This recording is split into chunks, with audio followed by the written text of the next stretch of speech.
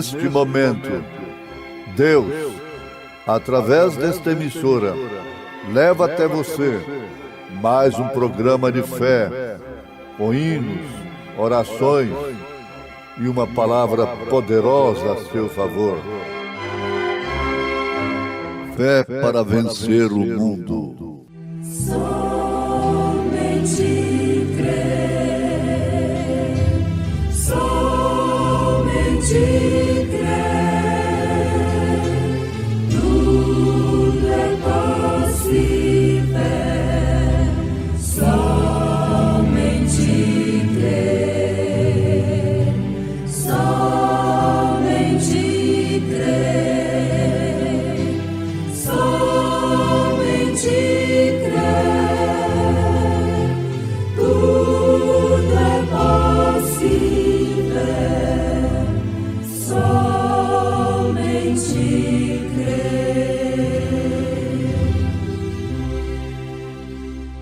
Como está escrito: amei Jacó e aborreci Esaú. Que diremos, pois, que há injustiça da parte de Deus? De maneira nenhuma.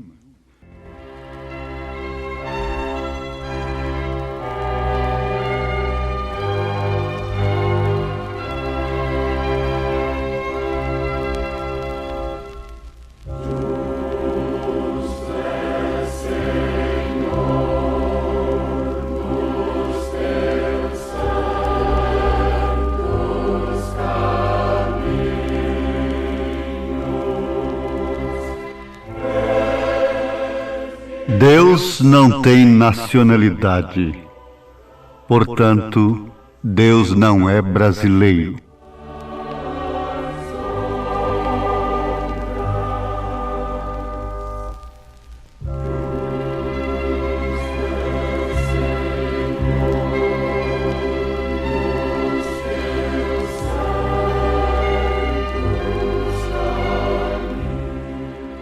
Deus tem um reino.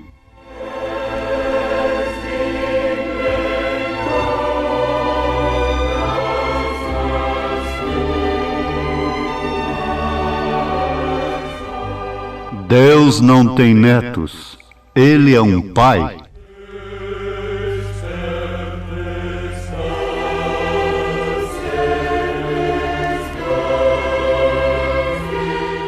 Você tem que ser renascido.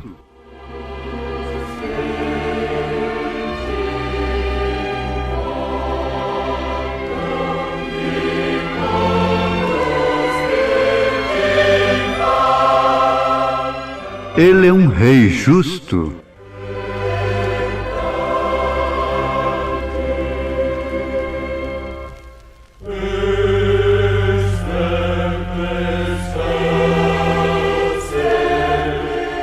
Ele ama perdoar.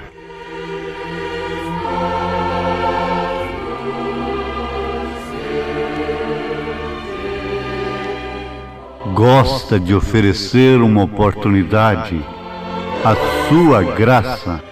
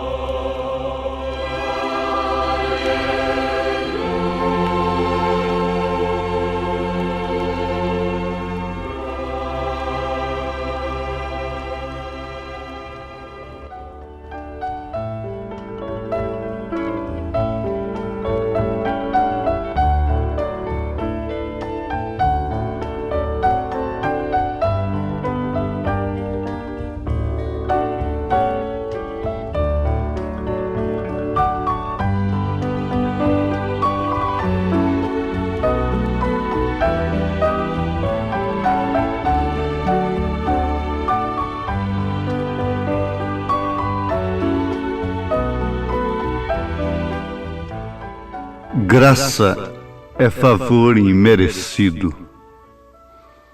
Isto quer dizer perdão, posição, salvação alcançada sem merecimento, sem mérito próprio. Vem de uma soberania. Esta vem de Deus, Jeová, Jesus Cristo. Ouvintes, na carta aos Romanos, capítulo 9, a partir do verso 9, nós encontramos escrito na Bíblia Sagrada, porque a palavra da promessa é esta: por este tempo virei a Sara e ela terá um filho. E não somente esta, mas também Rebeca, quando concebeu de Isaque, nosso pai, porque não tendo eles ainda nascido, nem tendo feito bem ou mal, para que o propósito de Deus segundo a eleição ficasse firme, não por causa das obras, mas por aquele que chama. Foi-lhe dito a ela: o maior servirá o menor. Como está escrito: amei Jacó e aborreci Esaú. Que diremos, pois? Que há injustiça da parte de Deus? O apóstolo responde: de maneira nenhuma.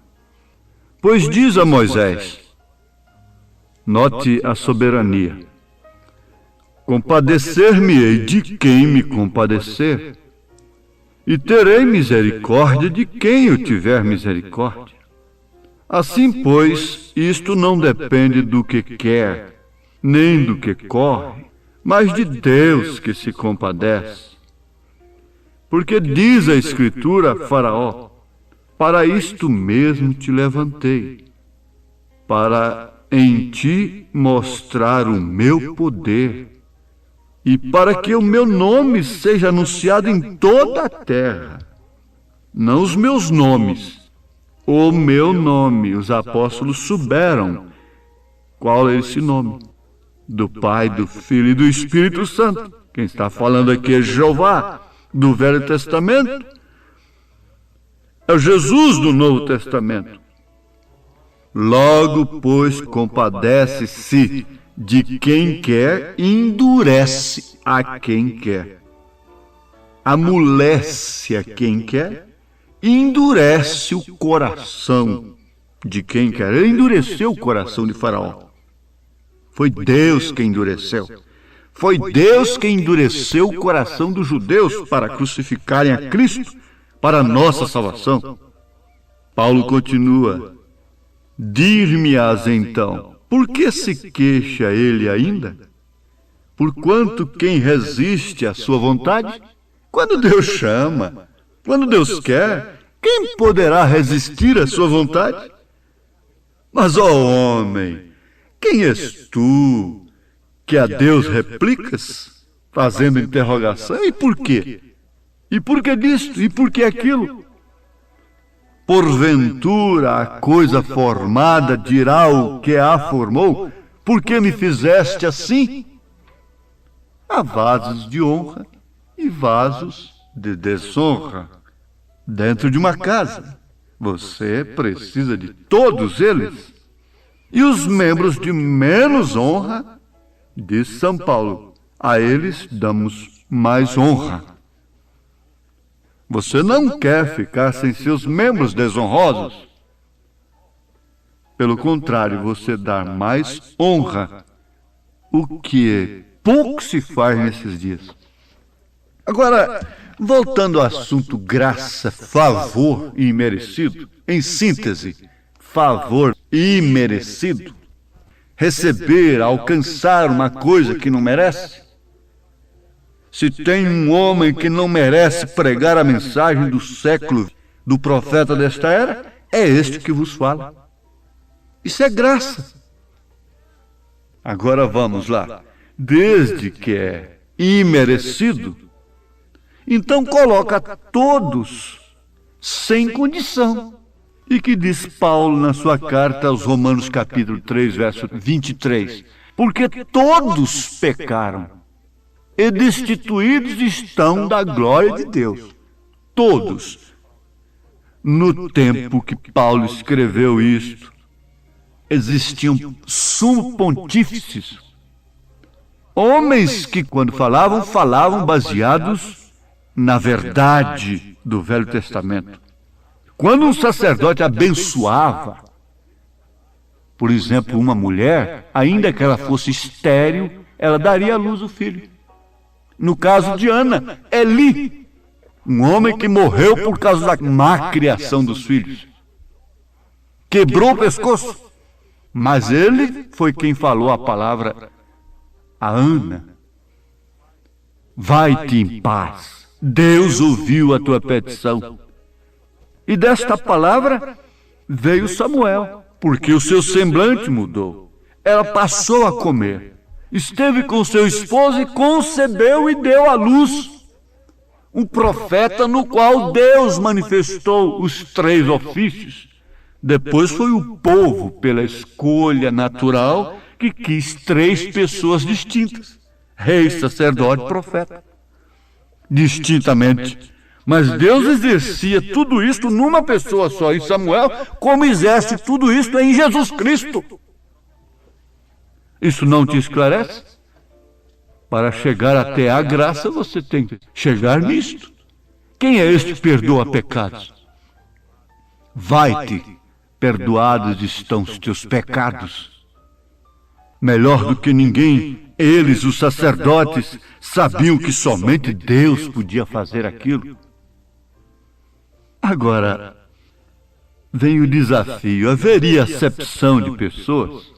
Porque o que nós estamos lendo na carta aos Romanos, capítulo 9, está dizendo que mesmo antes de Jacó e Esaú nascerem, terem feito bem ou mal, Deus havia aborrecido a Esaú e amado a Jacó. Ele próprio falou: amei Jacó e aborreci Esaú. E Paulo faz uma pergunta pela razão daqueles que gostam de perguntar a Deus. Que diremos, pois? Que há injustiça da parte de Deus? Que Deus é parcial? De maneira nenhuma. Porque uns são pobres e outros são ricos? Você já pensou se todo mundo fosse rico? Milionário? E você já pensou se todo mundo fosse pobre? Você já pensou que se todos os animais irracionais que existissem fossem somente cachorros, cavalos? Pense um pouquinho. Se todos os membros do corpo fossem iguais, teríamos apenas uma forma. E você vê quando é que se encontram umas impressões digitais de um homem que seja igual. Lá no princípio, Deus pôs um sinal em Caim. Lá estava a sua impressão digital. Está na sua mão, está no seu polegar, está nos seus dedos. As impressões digitais. Mas Deus pôs uma marca no homem que caracteriza como sua propriedade. Conta-se de compradores de madeira. Eles compravam a madeira cá, muito longe, na cabeceira de um rio muito grande, e soltavam esta madeira na água. Mas cada tora de madeira tinha uma marca que a água não tirava, o tempo não podia tirar. Quando chegava lá embaixo, lá estavam os proprietários, as pessoas devidas, a alfândega, para reconhecerem cada marca. O tempo não tirava, a água não lavava, podiam ter se misturado, mas chegava lá cada um com sua marca. Deus pôs o dedo polegar na Maria Madalena, na Raabe, no Moisés, não vou falar só de mulheres que foram perdidas, em Davi. Davi decretou sua sentença: este homem deve morrer. Este homem precisa de morrer. E ele estava falando de si mesmo porque a justiça de Deus habitava nele. Que diremos, pois, que há injustiça da parte de Deus? Se você tem Deus, a justiça de Deus habita em você. Você é imparcial. Mas veja, acompanhe os passos de Deus nesse sentido e você vai se encontrar num lugar muito privilegiado, privilegiada. Você não vai encontrar que Deus tem netos, aos quais considera como segundo filhos e não corrigem como corrigiram os filhos e assim por diante. Deus não é um velho barbudo. Essas alturas seu filho já estaria caducando. E onde está sua esposa? Deus não é um velho barbudo. Jesus não é um filho. Assim como dizem. E onde está a mãe de Jesus? O pai de Jesus é o Espírito Santo. E Deus é Espírito Santo. E Jesus disse: eu e o Pai somos um. Quem vê a mim vê o Pai. Isso é graça. Se esta graça lhe é oferecida, não importa quem seja você. Quantas pessoas boas, religiosas, líderes não viram em Jesus Cristo o que pessoas marginalizadas viram? Lembra-te de mim quando entrares no teu reino. Quem estava falando isso? Agora, o que os sacerdotes viam lá na cruz? Disse que era filho de Deus, então desce da cruz. Veja, acertamos.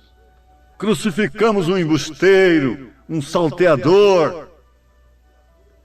Mas o ladrão olhou ali e disse: lembra-te de mim quando entrares no teu reino. E quando Jesus, o próprio Senhor Jesus Cristo, perguntou, eles responderam, uns dizem que é Jeremias, outros dizem que é Elias, ou, se fosse agora, outros diziam, nós crimos na ressurreição, então é o irmão Branham que ressuscitou, e assim por diante. Mas Pedro disse: tu és o Cristo, Filho de Deus vivo, e não foi a carne, não foi o sangue, não foi a inteligência, não foi a teologia que respondeu aquilo. Foi o próprio Pai. Isso é graça. Conhecer, ver Deus, ver o Pai no Filho é graça. Ver o Filho no Pai é graça. Ver o batismo em nome do Senhor Jesus Cristo é graça, é favor que você não merece, que eu não mereço. É predestinação. Mas que assunto, hein? Predestinação. Antes de fazer bem ou mal, já é amado, já está com a marca. E eles creem tanto em destino. Foi o destino dela, foi o destino dele. Oh, sim, depende da subscrita, depende do selo, do porte pago, do código postal, então a carta tem aquele destino. Se é para o norte, vai para o norte, se é para o sul, é para o sul. E quem subscritou este envelope que chama-se você? Foi o Pai? Foi o Espírito Santo que está na terra? Deus, porque Deus sobre nós é Pai, Deus conosco é Filho, Deus em nós é Espírito Santo. Ele escreve nas tábuas do coração a sua lei. Ele marca. Esta casa é reservada para Deus. Deus mostra sua graça. Agora, isto é um assunto não para emocionar, não para sensação, mas é um assunto para meditação. É um assunto para aceitação e para uma análise introspectiva que vem, de fato, encontrar coerência, reciprocidade naquele coração que espera como Simeão esperava, ver um menino. Ora, um menino tão comum como os demais, na aparência, mas quando tomou a criança, disse: despede o teu servo em paz, porque os meus olhos já viram a tua graça, a tua salvação. Você já viu a infinita graça?